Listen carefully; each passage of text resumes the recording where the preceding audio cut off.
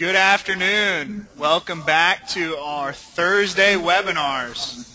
Today I am very excited to be chatting property management with one of the finest, Mike Stetson, who's done a fantastic job. He joined the team late last spring in June, and he has since managed a portfolio of almost 100 properties, and we'll talk about his statistics, but he has done a fantastic job. We want to make this an interactive call, so if you could, at any point in time, when you have a question, on the lower right-hand side of your GoToWebinar toolbar, you'll see the Questions tab. Feel free at any point in time to submit a question. We would love to hear from you, and we will be happy to answer any of the questions or concerns that you might have throughout the call. So, Mike, you there? I am, Adam. I'm here. Can you guys hear me? We hear you, pal. Fantastic. Well, let's start the call off with some fun.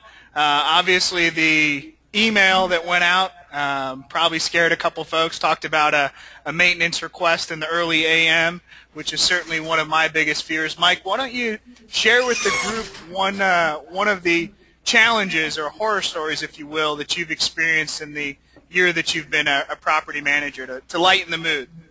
All right, okay. Well, let's think of where to start. I've been, as Adam was saying, been here for almost about a year now, and got a lot of stories that I could share with you, but Adam asked me to come up with one in particular. So I was thinking about, it was one of my first weeks when I was working here. It was right after the weather had turned cold. So in property management, we've got a bunch of properties that we take care of, and when the first cold snap comes, what does everyone do? They turn on their heaters, get that thing cranked up, and try to get it ready for the winter. And this happened to be on a weekend when the first cold snap came through Jacksonville. And my phone absolutely went berserk all weekend long. I'm getting phone calls here at the office that I got an answering service that emails me all these calls. So I'm just seeing call after call after call pop up from the same people, from different people, all about their heaters not working. So I'm freaking out about what to do. I call up our AC guy, Brian, and he's nowhere to be found. I can't get him on the phone. He's not returning my phone calls because he decided that he was going to go out of town for the weekend and not tell me. So I've got all of our about 7 or 8 different renters calling me up because their heaters are not working. So I got to call my rehab guys, figure out what we can do, see if I coach them through checking the breakers, through the panel box, making sure they're hitting their reset on the service box. So there was a lot of options that I could run through them, but I didn't have anyone to call on. And the most shocking thing to me was I started getting phone calls on my cell phone, and at the time I didn't give out my cell phone number to our residents. They found you either way, though. They found a way. They'll get a hold of you if they need to. So that was one real eye-opening experience for me, that when you're doing property management, you've got to be prepared. You've got to expect the unexpected, and you've got to have the resources on hand to be able to answer and resolve your residents' concern. And that's a great story to begin with, Mike, because obviously, as we'll get into during the call, you've made a lot of systematic changes to your company to allow for that situation not to arise again, to where, at any point in time we have maintenance people available. So let's rewind just a moment and then chat a little bit about tenant placement. At the end of the day, the most important component of property management is finding the right individuals to reside in your properties. And I know a lot of our investors ask the question about what are the qualifications and what is the process? How stringent are you on determining the right people to rent out the property before they are allowed to reside in our properties and also our investors' properties? That's an excellent question, and that's probably the biggest concern most people have, is because especially when we're dealing with the turnkey rental process, a lot of our investors are all over the country, so they're not able to drive by their investment, drive by the house and take a look at it with their own eyes, make sure that everything is going okay. So what we do is we try to eliminate all the headaches up front. Not all the headaches, but we can do a good job of eliminating a lot of them if we find the right person to put into the house. And that all comes down to very, very tight tenant screening processes. Here at the office, we've got a sales team of about 10 people, 10 real estate agents who are marketing our homes, doing our tenant screening, and we've put in these systems in place to make sure that we're all screening everyone the same way, and we've got our criteria that are pretty concrete criteria. What we do is first of all, we want to check their backgrounds and rental history. So we do a background search. We check for any evictions or felonies in the past 7 years. And we also check their rental history to see where they've been living in the past 7 years. We call their landlords, see how their rental payment history went, did they take care of the property, because in my experience we found that talking to the previous landlords is the best insight into how someone's going to take care of your home and if they're going to pay rent. So ultimately the most important part of the tenant screening is actually making the calls to previous landlords. And we don't just call their last landlord, we call at least their last 2 landlords. If we can get more information, we'll follow up with that as well. But we really want to make sure that we've got a good handle on their previous rental history, how they pay their bills, taking care of the property, and also making sure that there's not a excessive criminal history. Our policy is to make sure there's no felonies in the past 7 years, but really what we're looking for is patterns. If we see a pattern of bad behavior, then that's someone that we're probably not going to be able to work with. We also document income. We make sure any of our residents is able to document that they make at least 3 times the rent amount. And I keep stressing the word document because a lot of times people say they work for themselves, or they're a waitress, or they're a tattoo artist, so they make money, but they just can't show us that they make money. And that's not something that we're comfortable working with. We need to make sure that any income that we're going to use in determining if they can afford the house is able to be documented. And by that I mean having pay stubs, having social security letters, having a bank statement if they are self-employed, if they could show a deposit history for 3 or 4 months, at least show us that so we can see that they are making their deposits and we can infer how much they're making in a month. But it's absolutely critical that you do get that income documentation, because ultimately here we're renting out homes, so we've got to make sure that the people we're putting in the home can afford the rent. And that's imperative, obviously, is to make sure to find the right individuals. And you know, he's certainly practicing what he's preaching right now, I can assure you. Just the other day we had a young lady walk in and was willing to pay well over $200 per month the asking price we were asking for a certain property.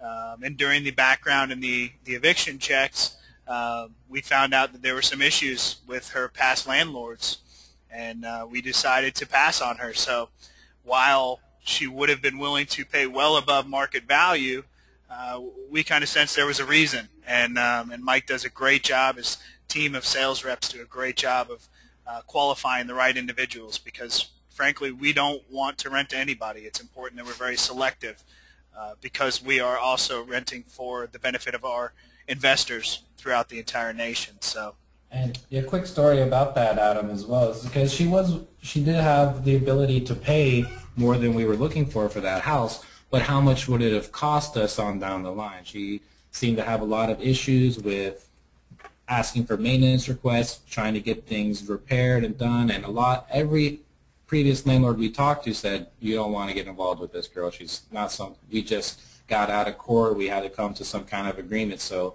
that was the reason why we said no, is because we didn't want these expenses coming to our owners farther down the line. And another quick story I wanted to just throw out there about the tenant screening is, when I say how important it is to talk to these previous landlords, but you can't just call the number that the potential resident gives you. We actually go the extra step. We go onto the property appraiser's website. We try to confirm that the landlord that they're telling us is actually the landlord and not just their best friend or their cousin, and they've coached them on a couple of things to say to try to fool us. This actually happened about a month ago, where one of our sales agents was doing the background checks and the rental history, and he had a real feeling that something wasn't right. So when we did our homework and looked further into the situation, we were able to find out that we weren't speaking with the landlord. We were speaking with one of their best friends, and they were just trying to pull something over on us. So you've definitely got to do your homework, and you got to do it up front, and you'll be able to save a lot of issues on down the line. Well, appreciate you sharing those stories. I'm sure that's the examples are critical for everyone on the call to really get a great feel for just how stringent the qualification process is. One of the most common questions that I get from our investors and prospective investors, hands down when it comes to property management, is about the Section 8 HUD housing program. Can you kind of share your experience with having Section 8 tenants and really take it almost a step farther on a personal level and let us know if you had a rental property, which I know you're interested in acquiring here in the next year or so, would you have a preference on Section 8 or a non-Section 8? You know, obviously you manage 100 properties. I know a good portion of those are Section 8 HUD housing tenants. And kind of explain to the group why, the pros and cons of Section 8. Yeah, certainly, Adam, certainly. The Section 8 program, I'll just kind of give a brief little overview about it. It's a federal program. It's run by the Housing and Urban Development part of the government, and they have this program. It's called Section 8, which provides subsidized living for people who have low income. So what happens is these people apply for the program, they get on a waiting list, and then they are approved, and the government will actually pay either all of their rent or a substantial portion of their rent based on their income. So the great thing about working with Section 8 tenants is that their income is either 100% guaranteed by the government or a great amount of it is actually guaranteed. The downside to working with Section 8 is there are some extra steps you got to go through in order to get the home rented out. You have to coordinate with the housing quality inspector. You have to coordinate with the resident about the move-in time.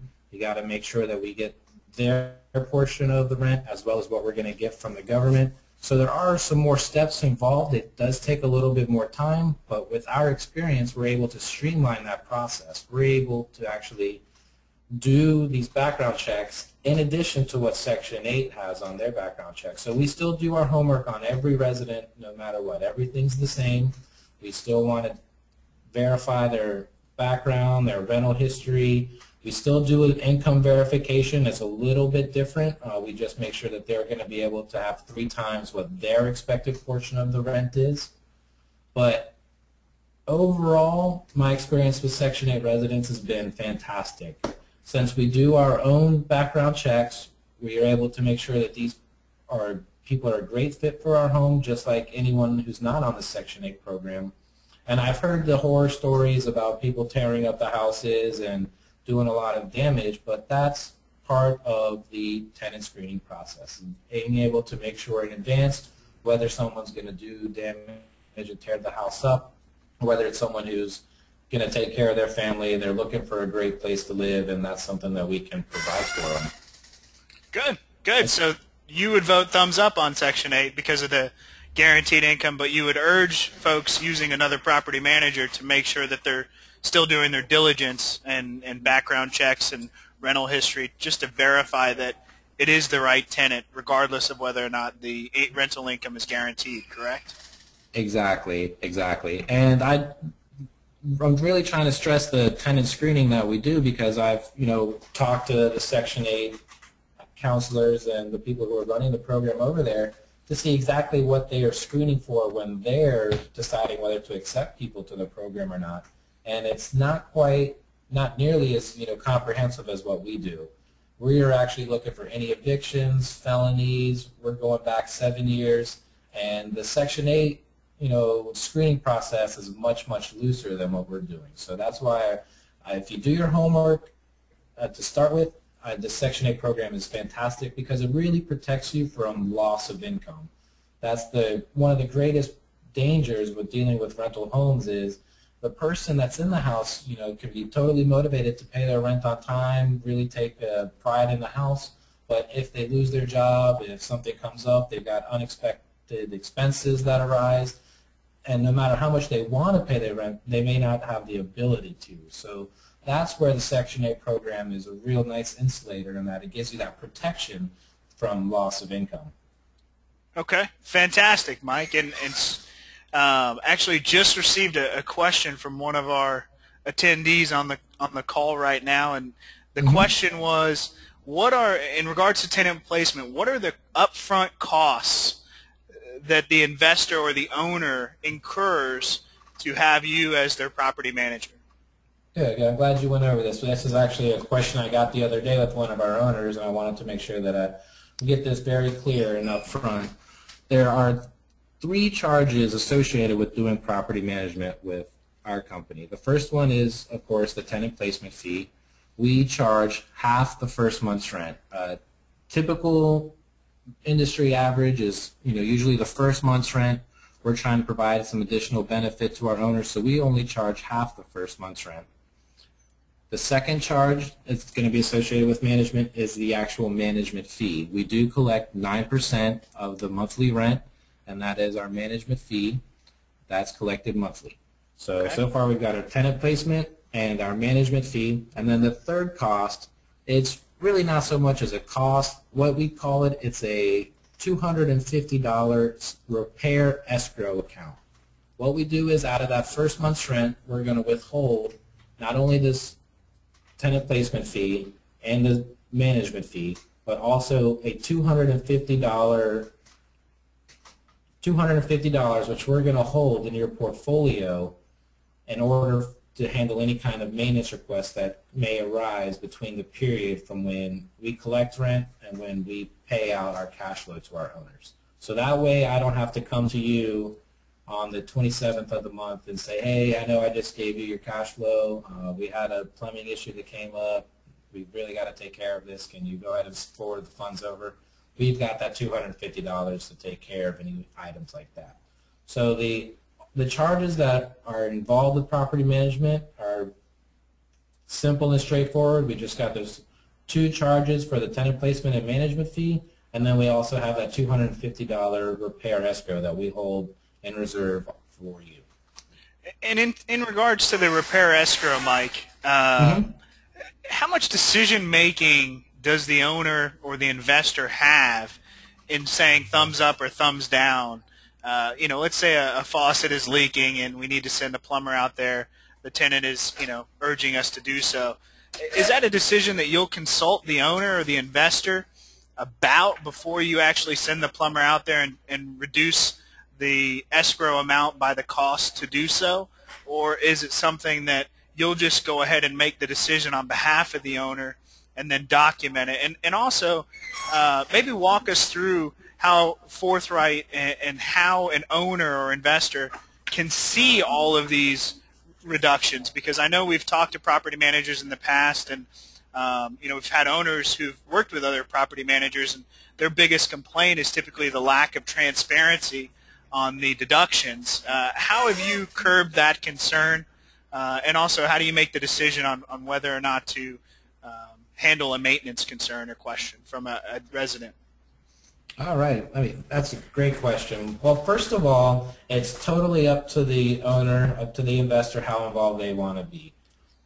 The great beauty about what we're offering is that it is a turnkey product. So if you want to be as hands-off as possible, what we'll do is we have a baseline set in of $400. So any kind of maintenance request that exceeds $400, I will get authorization from you definitely, no matter what.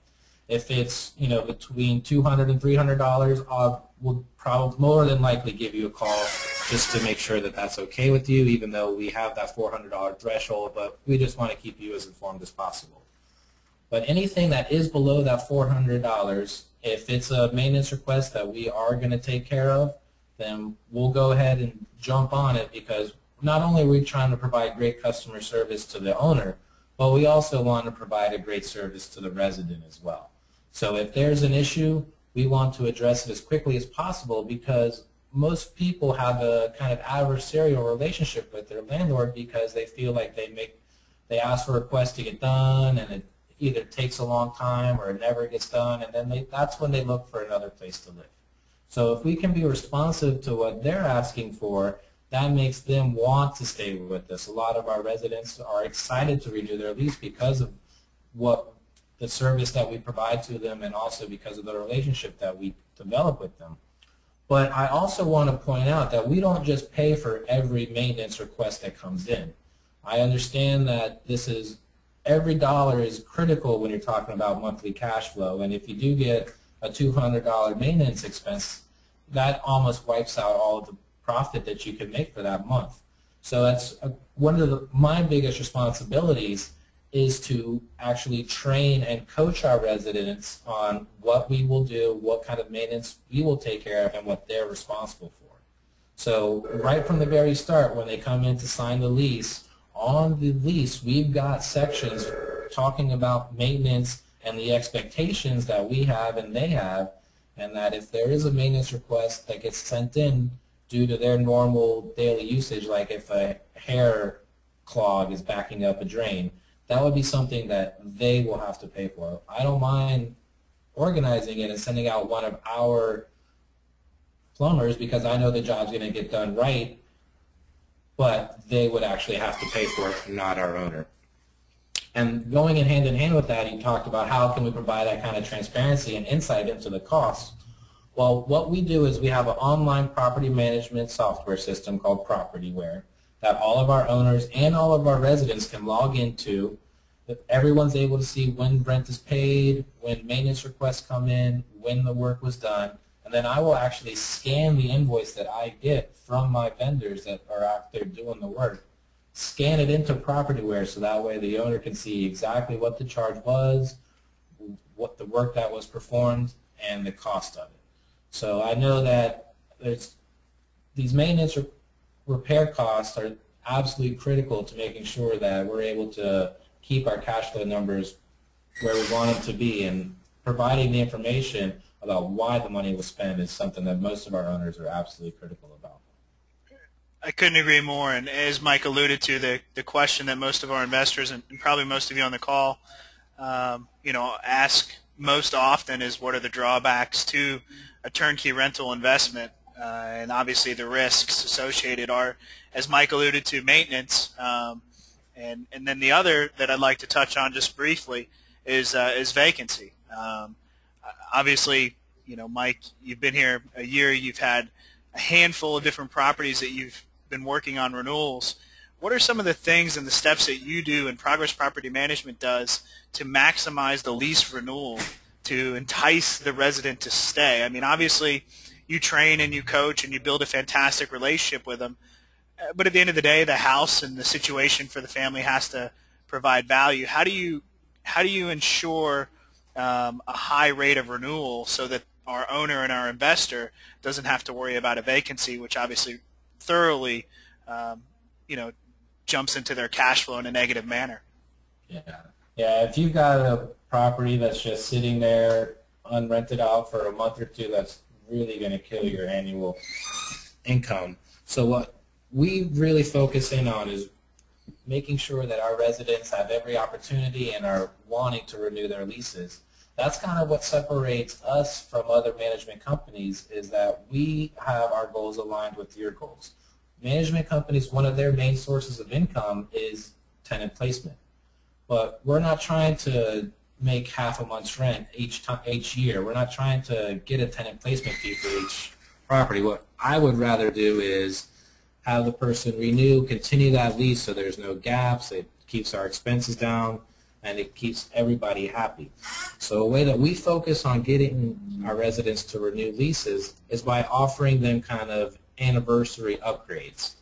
And what this means is that as the end of their lease is approaching, I'm going to reach out to them, see how everything's going, how their experience went, and then I'm going to see what we can do to provide value not only to the resident to make them stay, but also we want to provide value to you as an owner. So we're going to come up with some ideas that we can entice the resident with, but are also going to actually improve the value of your house. And some of these examples are like installing a ceiling fan in a bedroom, or maybe doing some steam cleaning of their carpets for them, maybe installing a microwave, or ideally the goal is to keep the expenses as low as possible, maybe around $50, $100 as an investment into the property that's going to want the resident to want to stay in that house for another year. A great example of this is there's a lady in one of our properties now, and she's got a couple kids in her family, and she's concerned about their safety. She just wants to make sure that her kids have are as safe as she can make them. So what we've actually done is we installed some motion sensor lights on the corner of the houses to make sure that when something does come up, lights switch on so she gets that sense of security.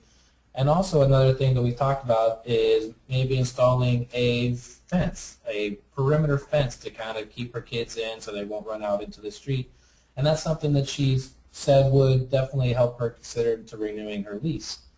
But we're not going to just run out there and give her, put a fence in and do all this work until we do get the commitment that we're going to renew the lease.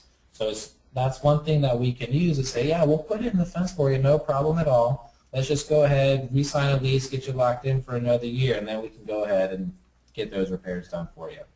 So it's a great tool that we use to not only increase the value of your property and your home, but also to provide something of value to the resident that's going to want to make them stay in the house. Outstanding. And obviously the goal that Mike's alluding to is to make sure that we limit the maintenance cost and very much so limit the vacancy. That's imperative to the success of your investment. I want to thank you for a couple of interactive questions. I'm going to go 3 in a row real quick. Okay. Mike, we've got a question here. Fire away, man. Which website or services do you use to conduct the background checks? Okay, great. Well, what we use, it's called eRenter. It is a software system that is exclusively for property management companies and also real estate companies. We do pay for the service. It costs us about $21 to do each background check. It does the background check into any criminal offenses. It also gives us the rental history of places that they stayed that they were able to pull from public records for the past 10 years. Any evictions are going to pop up, and that gives us that national search. Another website that I use is I go to the city of Jacksonville as kind of a secondary search. We go to the Showcase website where you can pull up all the public records from Duval County. So I got the national background search. We also do the local one just to make sure that everything is on the up and up. And I forgot to mention this earlier is we don't use credit as one of our criteria. I know that's because especially now with the way the economy is taken, a lot of people are struggling with credit and paying their bills. Well, we don't use credit, but when I do pull up my report, we do pull a credit history, and so we're able to take a look at that. But that's not one thing that we will disqualify people on, but it does give us some additional information and insight into their payment ability. So eRenter for the national and local, wherever you're located, I'm sure there's public records that you can search for online to determine a little bit more in depth. So great question. Mike, next question is, what do you think the future of the Section 8 program is? A lot of, right now the program's not accepting any new applicants. And obviously the emphasis, both federal and local and state on pretty much all levels, is really to trim budgets and trim costs. Where do you see the Section 8 program going? Looking into a crystal glass 10 years down the road, do you anticipate it still being a large part of tenants and tenant placement? That's a great question. It's hard for me to see. Everyone knows you can't predict the government. What happens 1 month can change 3 months later. But just from being in the Section 8 offices and being on the ground floor, I do know that they have closed the Section 8 wait list, and that's been closed for 2 years now. But they are still releasing new vouchers. I was in there last week, and they were doing an orientation with about 25 applicants who had been approved in the program and were just getting their vouchers. after waiting on the waiting list for about 3 years.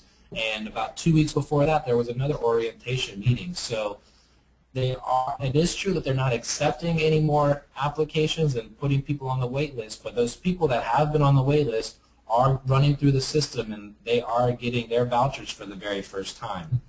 As far as the long-term sustainability, I think it would be very difficult to get rid of this program. They may try to alter it or tweak it in some ways, but this is just from my numbers alone, about 40% of our homes that we've rented out are on the Section 8 program. So if you extrapolate that to 40% of all rental homes in Duval County are Section 8, that's a pretty good-sized voting block. So there's a lot of votes, a lot of politics wrapped up in all this, but I foresee the Section 8 program being around in some shape or form for a while. All right, Mike, you just went on record to everyone on the call and predicted that Section 8 will be here. So I know. If for some reason it's not in a couple months, you're the guy everyone's coming for.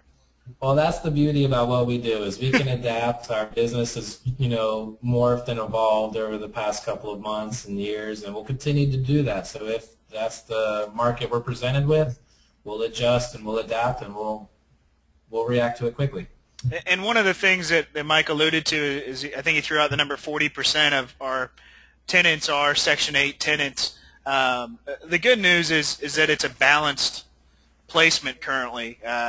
Talking to a lot of fellow property managers, I think it's a little bit more lopsided towards the Section 8 program, so they're very heavily reliant on that program.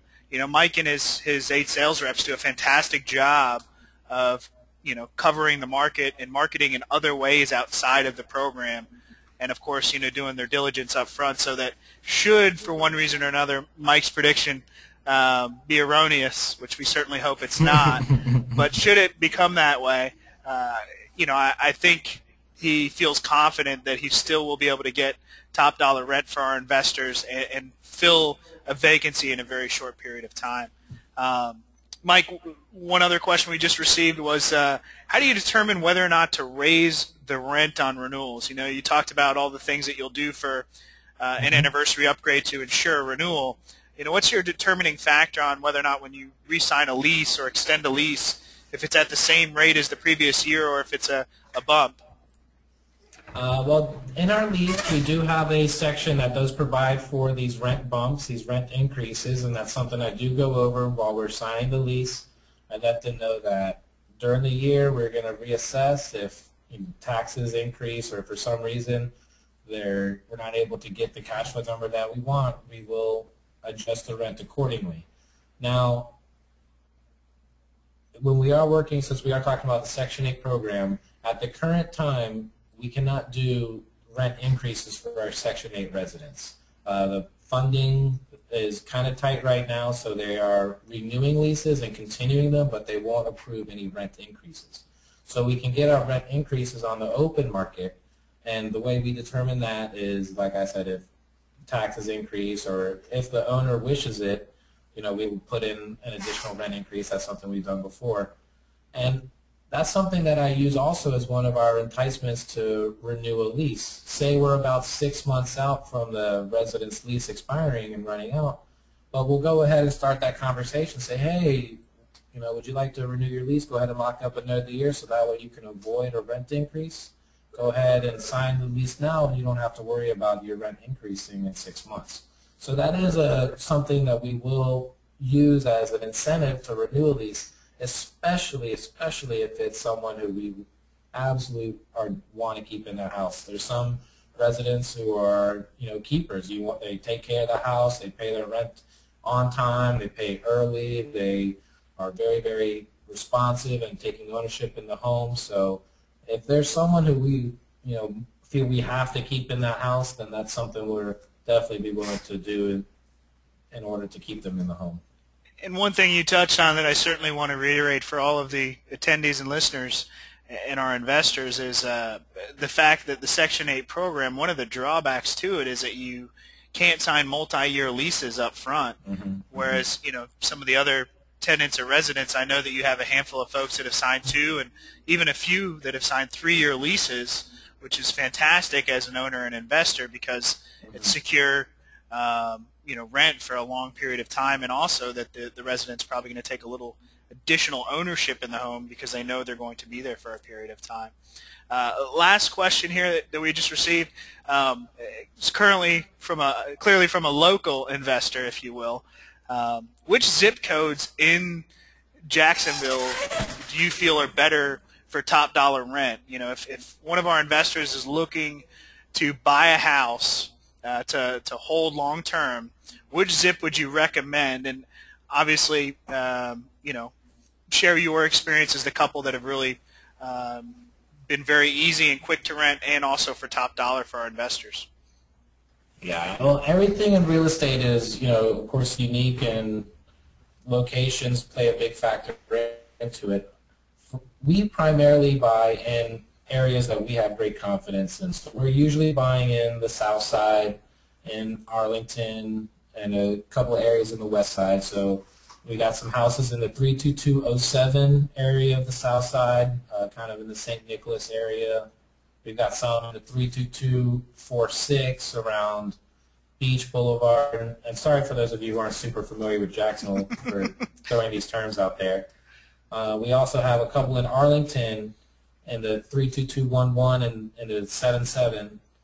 And those two areas are easy to rent and easy to get your rent amounts, even with the Section 8 program. With the Section 8 program, we have to go, they send their housing inspectors to not only make sure the house is in a livable condition, but they're the ones who actually determine the rent that they will be able to approve. So in those areas in the south side and in Arlington, it's almost guaranteed that you'll get the rent amount you're looking for. We have a lot of experience in the west side, so we know the areas where we can buy and get the rents that we're looking for, not only from the Section 8 program, but also from the open market, from people who are real hesitant about the areas that they'll buy in. So we're primarily buying in the 32210, and that's kind of in the Wilson Boulevard area where those nice subdivisions are. And also we have some in the 32205 area as well, around Murray Hill and in that area. So there's a couple of zip codes that you can be on the lookout for, but like I said, every property is unique and everything is unique to its location. And for our non-local listeners and attendees out there, every zip code in the greater Jacksonville area code begins with the first 322. So as Mike alluded to, 11 and 77 and 10, it's all 322 and then the final two digits. It's great insight, Mike. I kind of want to flip it around a little bit, and obviously you're only as good as your statistics allow you to be. And in property management, there's a lot of trackable statistics, and I know you do a great job of tracking them and holding yourself to some high goals. Can you share with everyone, what are your goals and what are you currently hitting at right now from a vacancy rate, an average days on market, meaning how many days it takes to fill a vacancy, and then the other thing is, I know you advertise a certain rent amount. How much higher or lower do you typically come in above that advertised number? That's awesome. Glad you asked that question. We have a saying here around the office that if it doesn't get measured, it doesn't get improved. So that's why we're constantly setting goals here around the office, constantly measuring and tracking our data, so that way we know where we stand, we know where we want to get to, and then we can figure out the best way to get to where we want to be. So right now we've got some goals that we set up in property management. We're looking for a 5% vacancy rate. We want to get 75% of our expiring leases re-signed. We want 90% of rent collected by the 7th of the month. And we want to have 33% of rent paid online. And how are we doing? That's what right now we're running at an 8% vacancy rate. We're trying to be at 5.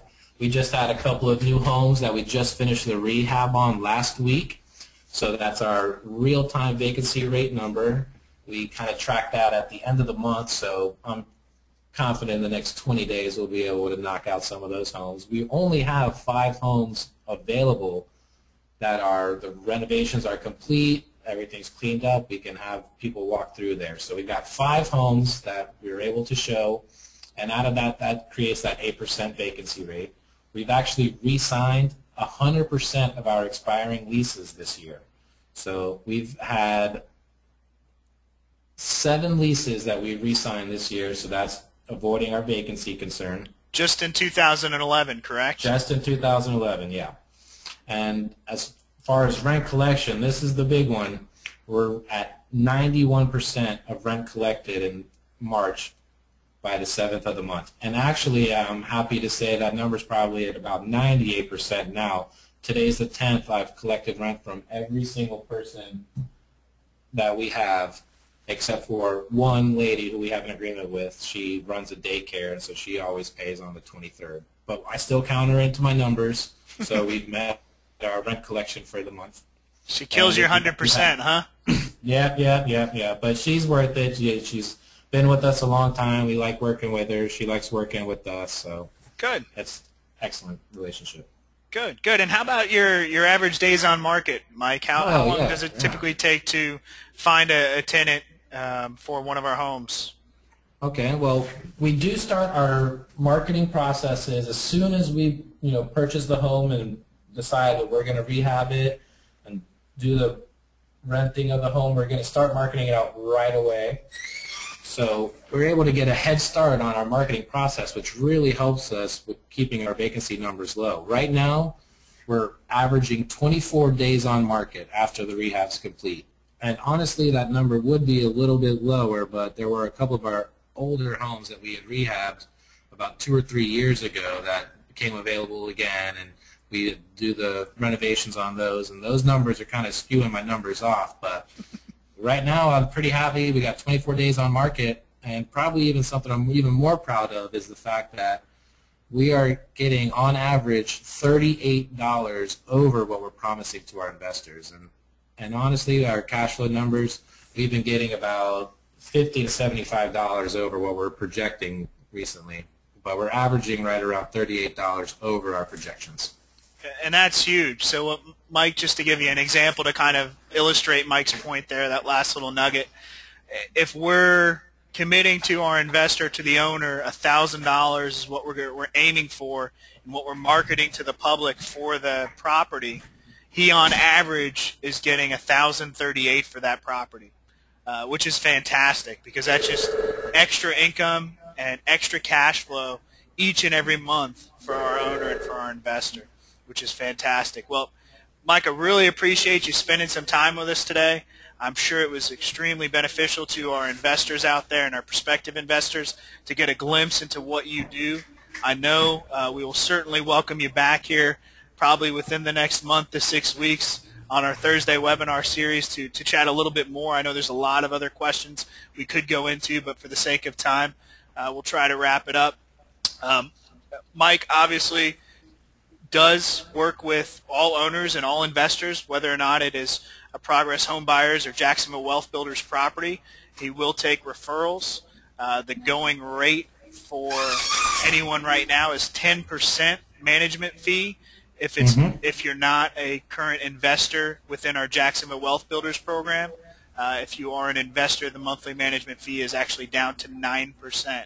And lastly, I just wanted to, it wouldn't be a webinar without leaving you with a little bit of an offer and something to think about. I wanted to invite everybody on the call to come out for our wealth building tour. We have an event about once every month to 6 weeks where we welcome investors from all around the nation, locally and nationally. We've actually had a couple internationally from Canada and Australia visit us. And what we do is we have our entire team there.